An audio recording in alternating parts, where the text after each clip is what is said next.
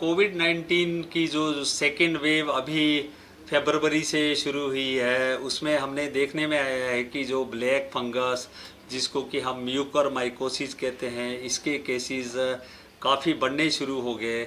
वैसे तो जो म्यूकरमाइकोसिस और ब्लैक फंगस के केसेस कोविड से शुरू होने से भी पहले हम लोग देखते थे, पर साल में काफ़ी कम केसेस पीजीआई में आते थे।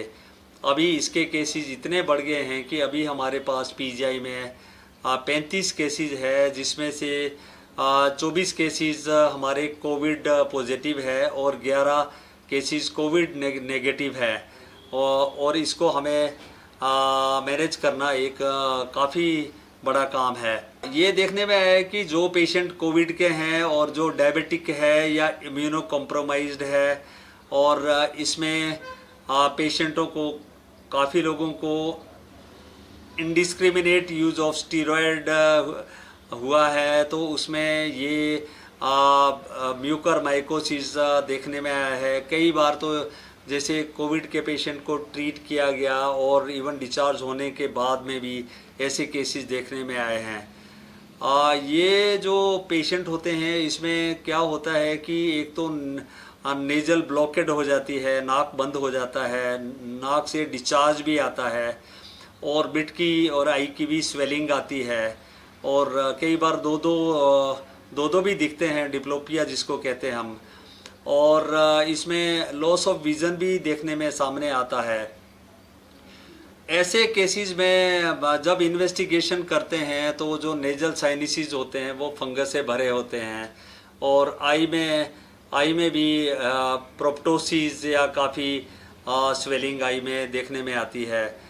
इसके लिए सिंपल टेस्ट है कि नोज से सैंपल को टेस्टिंग के लिए भेजा जाता है, जिसमें कि म्यूकरमाइकोसिस को कंफर्म किया जाता है। ऐसे पेशेंट्स के लिए क्या हमें करना चाहिए? एक तो ये है कि जो डायबिटिक पेशेंट्स है उनका कंट्रोल का होना ज़रूरी है, डायबिटिक कंट्रोल ज़रूरी है। दूसरा, अगर वो हाई डोजेज ऑफ स्टीरॉयड पे है तो उनका जो स्टीरॉयड है उसको हमें रिड्यूस करना पड़ता है। तीसरा ये है कि जो सर्जिकल ट्रीटमेंट है, जो साइनसिस, आमतौर पे जो भी साइनसिस है, जैसे कि इथमोइडल या मैक्सिलरी साइनस भरे होते हैं, तो उसको हमें डिब्राइड करना ज़रूरी होता है। कई बार तो सिचुएशन इतनी भयंकर होती है कि जैसे ऑर्बिट और आई को भी निकालना पड़ जाता है। और चौथा ये है कि जैसे जो एंटी फंगल है, पर्टिकुलरली जो लाइपोसोमल एम्फोटेरेसिन बी है, उसको हमें इसके ट्रीटमेंट के लिए हमें देना पड़ता है, और उसको 3 से 4 हफ्ते दिया जाता है। जब एक बार ट्रीटमेंट ऐसे मरीजों को ना दें तो प्रोग्नोसिस काफ़ी पुअर होता है। अगर मैं तो यही समझता हूँ कि इसके लिए सबसे बड़ी बात है कि हमें प्रिवेंशन करना है। कोई भी पेशेंट जो कोविड पॉजिटिव है, उसमें अगर साथ साथ में डायबिटिक है, तो उसमें हमें स्टीरॉयड को तभी देना है जब बहुत ही अत्यंत आवश्यक हो। अगर सिचुएशन अच्छी हो तो स्टीरॉयड को देने की ज़रूरत भी नहीं है। और दूसरा ये कि कंट्रोल, डायबिटिक का कंट्रोल भी काफ़ी ज़्यादा ज़रूरी है।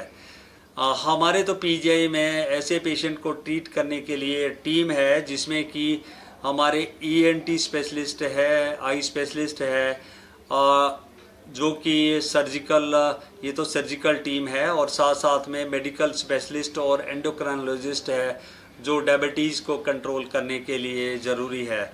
और साथ साथ में हमारे माइक्रोबायोलॉजिस्ट है, जो सैंपल को कंफर्म करते हैं। मैं तो यही समझता हूँ कि हमें इस डिजीज़ को बढ़ने से रोकना है, और उसके लिए यही है कि कोई भी कोविड पेशेंट है या नॉन कोविड है पेशेंट है जो डायबिटिक है, उसमें इंडिस्क्रिमिनेट यूज़ ऑफ स्टीरॉयड ना हो। गवर्नमेंट ऑफ इंडिया ने इस बीमारी को नोटिफाइबल डिजीज़ घोषित किया है। कोई भी मरीज़ आता है तो उसको हमें नोटिफाई करना ज़रूरी है। धन्यवाद।